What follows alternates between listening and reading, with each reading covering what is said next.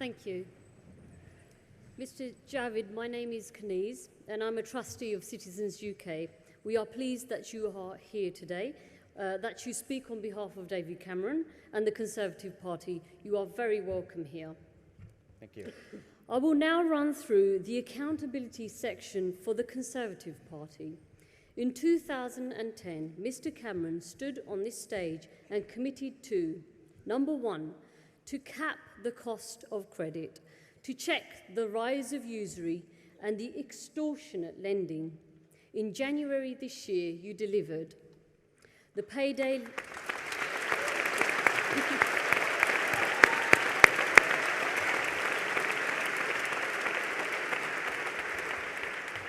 The payday lenders are going out of business. Together, we have made that happen.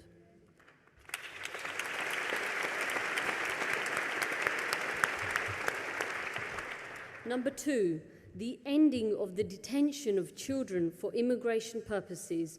You delivered.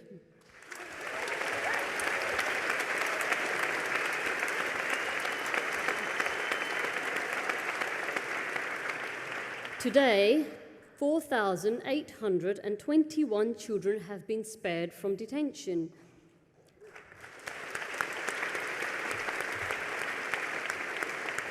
And this is now enshrined in law.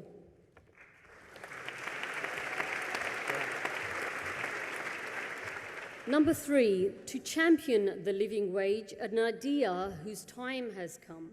Well, we have seen progress, but there is much more to do here. Your own department, Mr. Javid, and several others have gone living wage, and we thank you for that.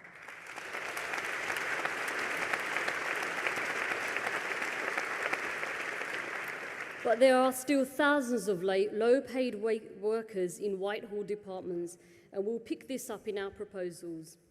And finally, the most important thing, Mr. Cameron committed to meet with us every year and to attend 2 assemblies during his course of Parliament. We do appreciate the 2 roundtable meetings we have had with the Prime Minister, but this pledge was not fully met. Mr. Javid, this is a relationship that we value and are very proud of, that has delivered real change for thousands and thousands of people across the country. And we thank you and the Conservative Party and the Prime Minister for all the great work that we have done together. Thank you.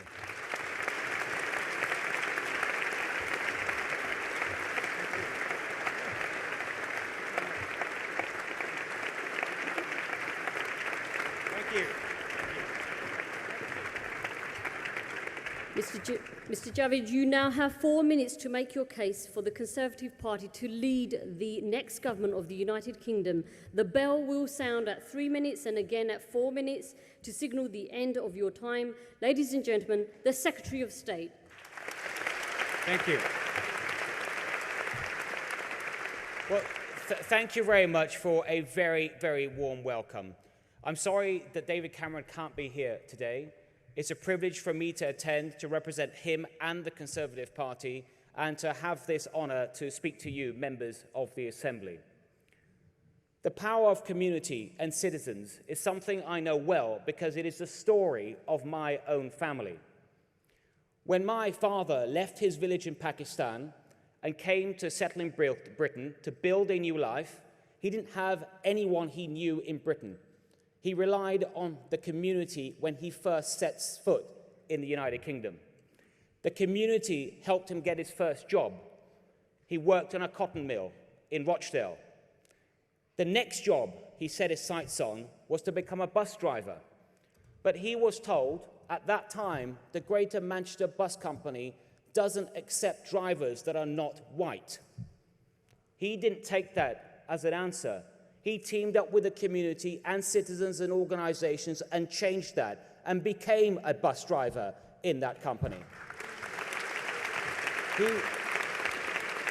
He made clear, no matter what adversity you face, it doesn't matter if you're black, you're brown, or you're white, we are all equal citizens, and that will never change in this country.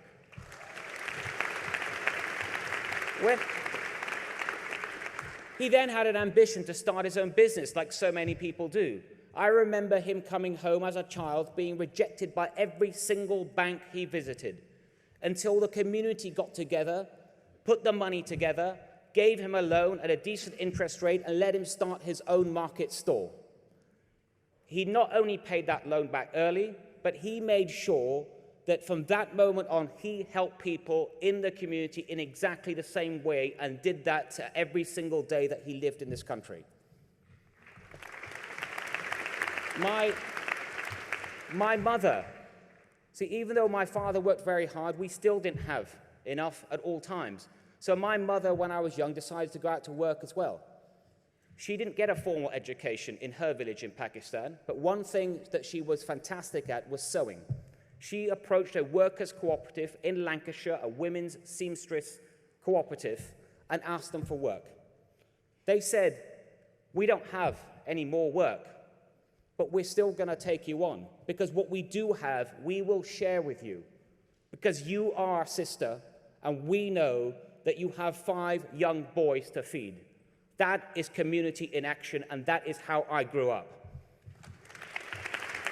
And each and every one of you, and the many representatives you have of this great organization that aren't with us today, they are touching people's lives in exactly the same way. And I can see the difference it makes. It's a virtuous circle. That's why I left my career that I had before politics, and I wanted to give back, because I learned that one thing about strong communities is you don't just take, you have to give as well.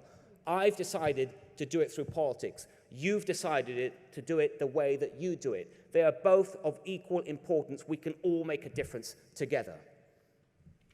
Now, through the Conservatives, I joined because I believe in its values of responsibility, that each person should be allowed to achieve its potential, and that nothing, including government, should stand in its way. But at the same time, we need to build strong communities, and strong communities often need strong economies. And that's what the Conservatives have done, #1 achievement of the last 5 years. So it helps people get a home, it helps people get a job, it helps them with decent wages, it helps them get the education that they need, and also access to world-class education. That's the difference we make. So please support the Conservatives, but most of all, please, please vote. If there's one thing that you do on May the 7th that's even more important than supporting the Conservatives, is please vote, because that is how you can make a difference. That is how you can all bring about change. Thank you very much. Thank you.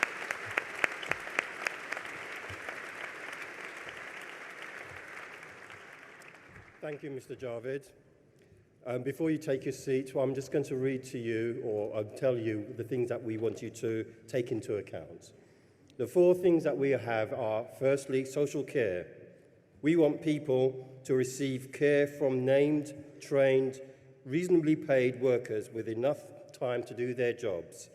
This means living wage for care workers, nationally accredited and evidence-based training, care to be provided by a small team of recognised primary carers, and an end to 15 minutes for care beyond basic checks. Secondly, we want to put a timetable on adult detention. Over 30,000 migrants are held in immigration detention centres every year at the cost of £164 million to the taxpayer. Thirdly, the living wage.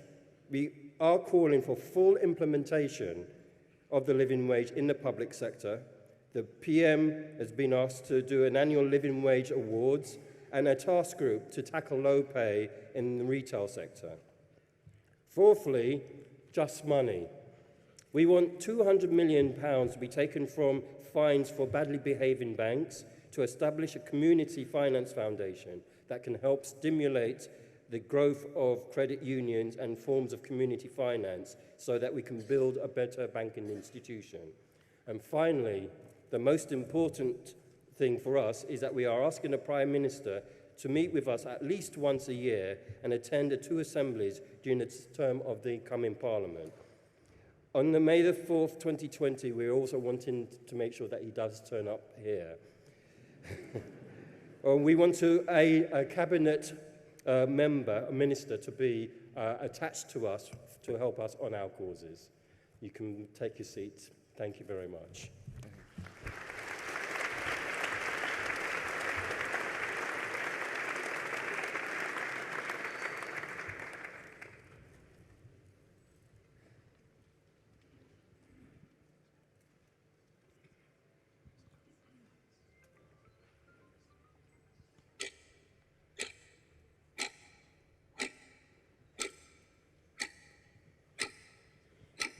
It's time for a time limit.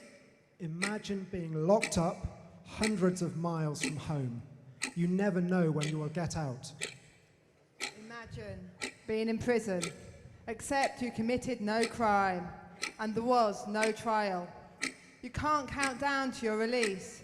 You count up day by day. It's time for a time limit. Some of us don't need to imagine. Some of us have lived through it. Some of us live with the fear of it happening to the people we love. All of us need to shine a light on it. It's time for a time limit. As we sit here, 4,200 people are locked up indefinitely in detention centres. That's everyone here, and then double it. They are seeking sanctuary or a better life, yet find themselves locked up for days, weeks, months, or even years. Meet Bamidele, a refugee. He was detained for 10 months. Friends, the stress of detention gave me a heart condition. I was taken to hospital in handcuffs and chained to bed like a dog. People took photos on their phones. Friends, I've been healthy. Now I take 5 tablets a day. I've been a fighter for justice. Now I am depressed. I've been fearless. Now I am traumatized. But friends, I'm still fighting, and I need you to fight too. It's time for a time limit. Meet Penny.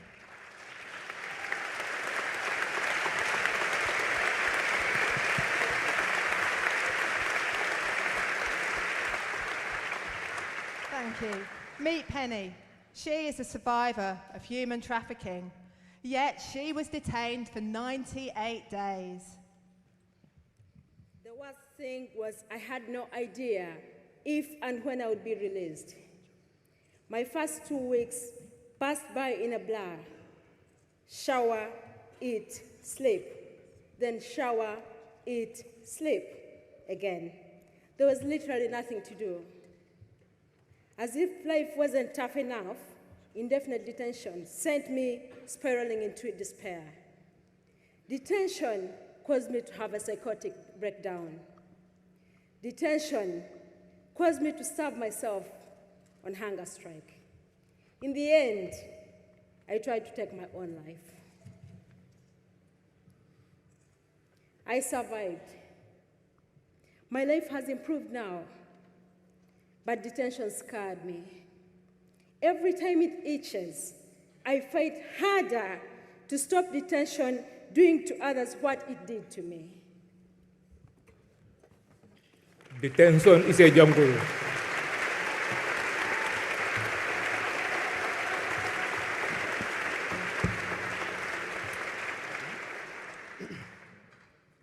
Detaining people beyond 28 days is proven to damage their mental health. A time limit could save the taxpayer £108 million every year, enough to raise the pay of 44,000 care workers to the living wage.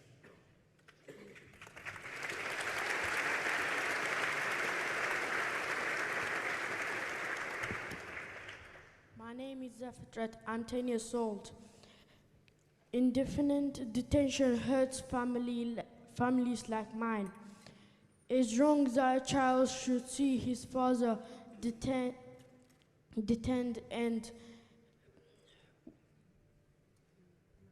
do not know when he will see him again. It's time for a time limit.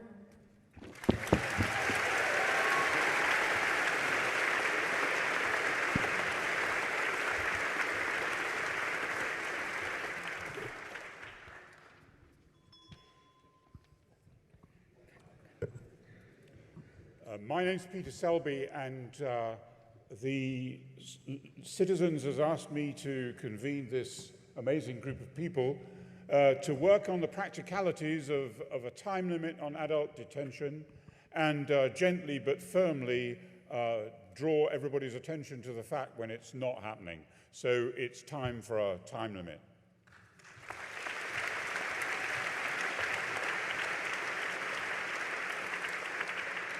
Citizens, I think you know what it is time for.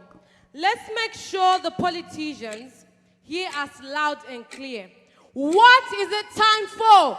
It's time for time limit. What is it time for? It's time for time Let's limit. raise the roof and tell them, what is it time for? It's time for time limit. Thank you.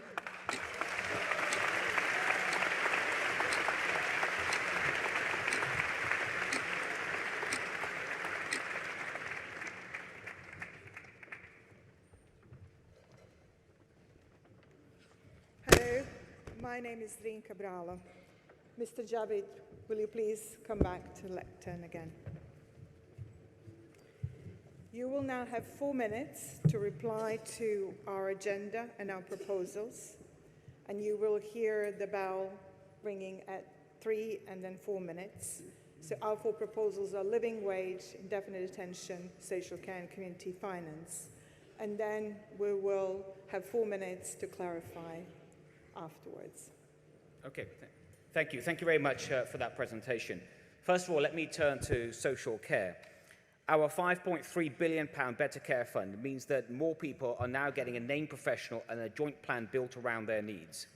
We have also introduced the Care Certificate, which became effective, the Certificate of Minimum Standards, which became effective just in April of this year. Social care salaries are a matter for individual care providers, but of course we support those that are paying their employees the living wage. We have also stepped up enforcement of the minimum wage so that everyone gets the money that they deserve. We will continue integrating health and social care systems, and we will want to work with sector representatives like CitizensUK in doing so. At this stage, we do not support the creation of a health and care education England.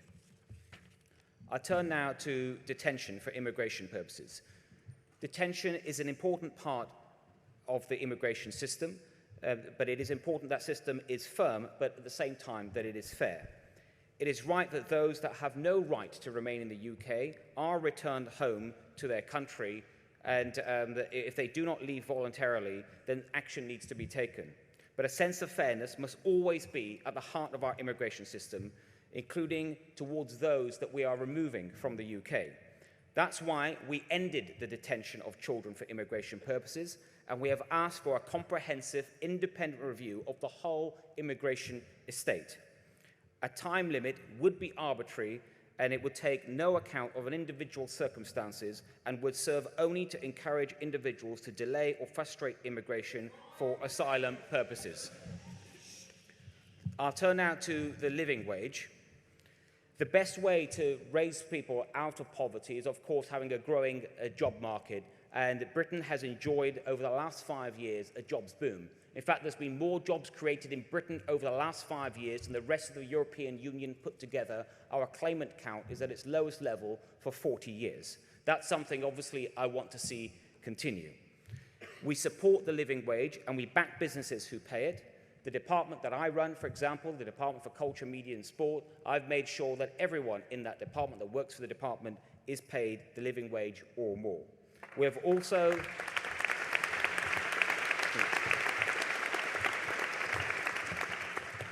We have also taken action to better enforce the minimum wage, and compared to average earnings, the minimum wage has never been higher. We can also help people earn more by cutting their taxes. Because of the increase in the personal allowance, 3 million people have been taken out of income taxation altogether. It is our commitment, Conservatives, to raise that allowance further, which will mean another 1 million people taken out, and it will mean that anyone working 30 hours a week at the national minimum wage will pay no income tax for the first time in our country. We will also legislate for that to make sure it stays that way. On a living wage awards, we cannot commit to this at this time, but we can certainly continue discussions should we be returned to government. And finally, I want to turn to financial inclusion. This is something I had the opportunity to work on myself when I was a financial secretary, the financial secretary in the Treasury. I was very impressed by the work already being done in Britain, but I was actually more impressed by what I saw in the United States. So despite some of the action we've taken to boost that, I think more can be done. That is why, as a government, we commissioned the British Business Bank to report to us. We commissioned them early this year. The report is due soon, and then we will look at what they can put forward so that we can increase community finance in this country and make it stronger. Thank you.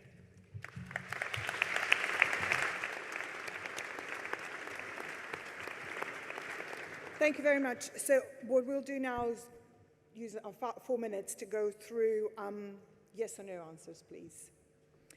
If in government, will you work with Citizens UK working group at a ministerial level to implement a time limit on immigration detention in a way that is not prejudicial to our ability to remove people? I think I've made clear that we don't support a time limit, full stop. We would like to see fewer people detained for less of a time, but we don't support an arbitrary time limit.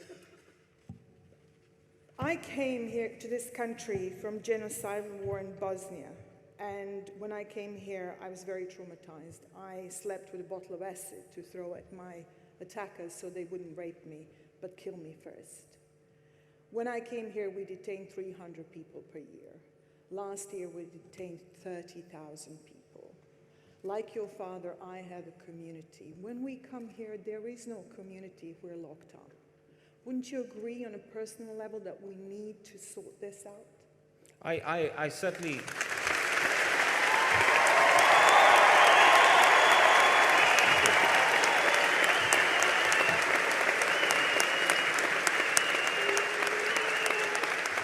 Thank you. Well, thank you for sharing your story. We both have experiences of immigration.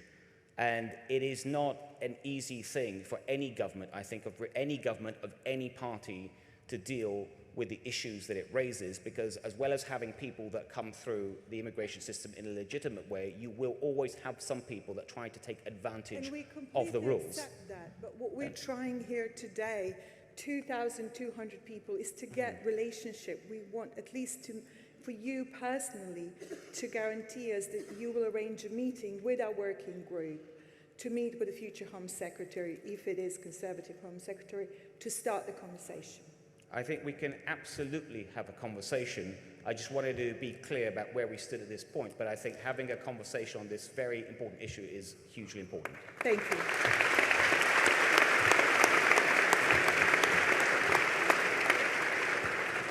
Yes or no, Whitehall cleaners are here today.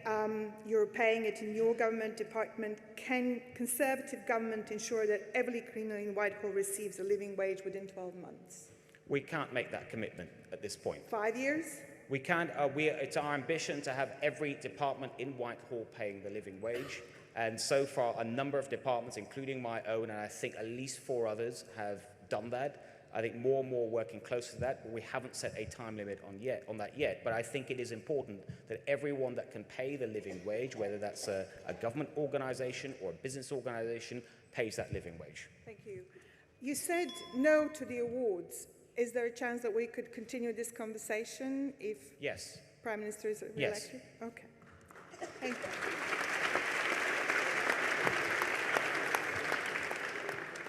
Integrated social care. Can we work again, set up a working party to explore this? It's really important that we have well-trained and well-paid carers so that Health England becomes Health Education England becomes Health and Social Care Education England. Yes. Just a working party conversation again. I think we absolutely should continue the conversation that. I think it's fair. We have made some progress in integrating that. I think that actually some of it, there's been some good cross-party support, including on raising standards, but I think there is more work to be done in this area. Thank you. Community finance. Again, your father made it through the credit union. £200 million sounds a lot, but it's only 1% of the fines. We want to set up a community finance foundation. Will you work with us to try that?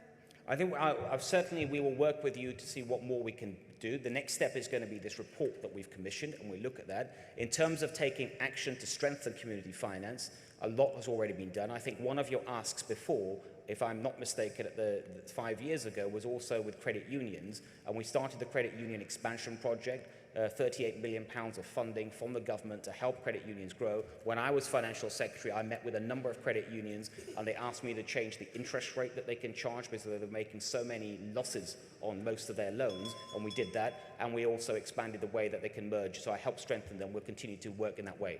Is that a yes? Sorry, I've forgotten your question by now. To work with I was hoping us. you've forgotten too. But To yeah, work but with us on improving community finance. we will and keep, setting that's up something we funding. should keep working together, absolutely. Yes. Thank you.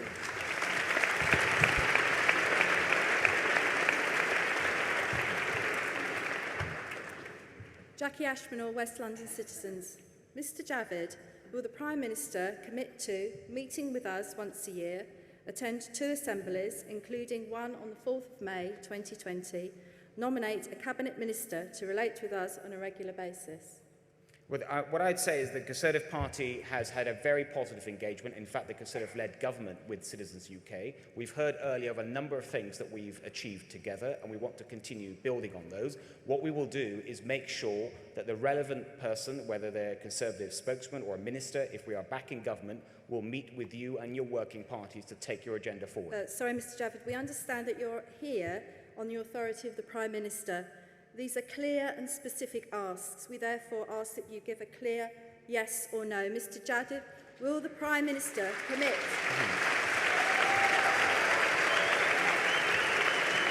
Will the Prime Minister commit to meeting with us once a year? We will keep meeting Clear with you. and specific yes or no Okay, answers, I please, can't- Mr Javid. I have to tell you, I can't give you a yes or no answer. Will What the I Prime can- Minister attend 2 assemblies, including our own pre-election assembly? Yes or no? We will make sure that the right people, the right ministers, which includes the Prime Minister or any other relevant minister, would meet Mr with you Javid, to there take are your over agenda forward. 2,000 people in this room today from across the UK. We've worked long and hard for 5 years to get to this event. Mr Cameron said he would be here. We thank you very much for coming here today. He's confirmed that he values our good relations we have with him. We want to continue those relationships. Mr Javid, will you personally commit to help us get those meetings with Mr Cameron? I will help you in any way that I can, but Thank I will make sure that whoever you need to meet with in the party, you have those meetings, and so we can continue to work together just in the way we have done successfully in the last 5 years.